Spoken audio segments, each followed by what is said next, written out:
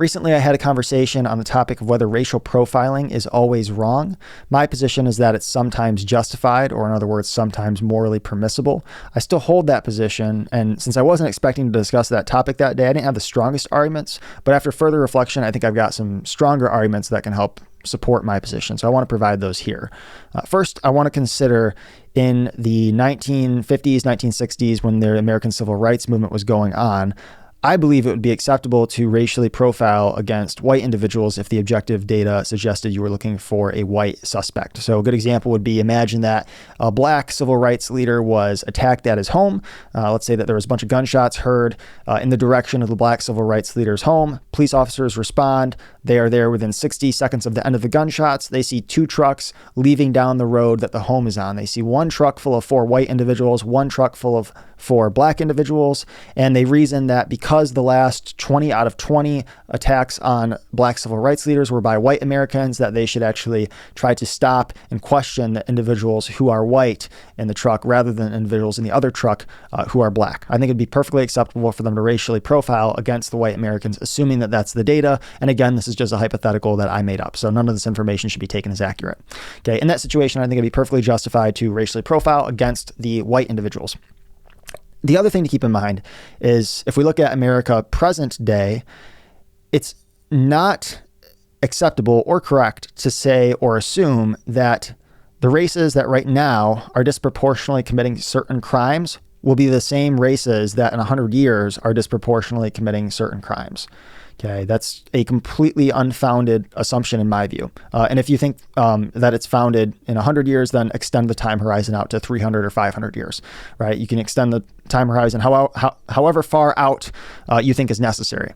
But the point I'm making there is I'm making an argument that is really independent of the current moment, right? So even if right now, as a white American, let's say that I might not be stopped or considered a suspect in certain crimes based upon me being white. In 100 or 150 years, that could change, and my position would remain the same. So my position isn't predicated upon what the actual races are who are disproportionately committing certain crimes. I don't really care about that. I'm making an argument based on principle that racial profiling is sometimes justified in order to prevent crime, stop criminals, or arrest criminals and secure convictions. So that's my position. And I also, in particular, the reason that I care about this argument and this topic is really mostly because if we are in another war on terror or something like that, and there are individuals of a particular ethnicity or race who are disproportionately committing terrorist attacks, I would obviously want, in the interest of national security, for race to be eligible as a factor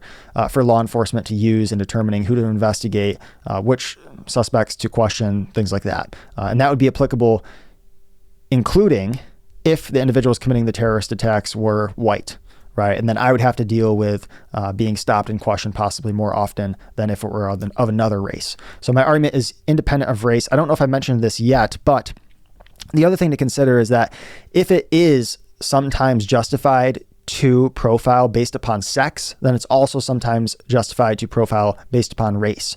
And so if it's morally permissible to profile based upon sex in the instance of a woman who is sexually assaulted, that the suspect is most likely going to be a male, then it would likewise be morally permissible to, in certain circumstances, racially profile that the suspect is going to be of a particular race for a specific crime, or at least that it's a higher likelihood that the individual will be of a specific race for a specific crime.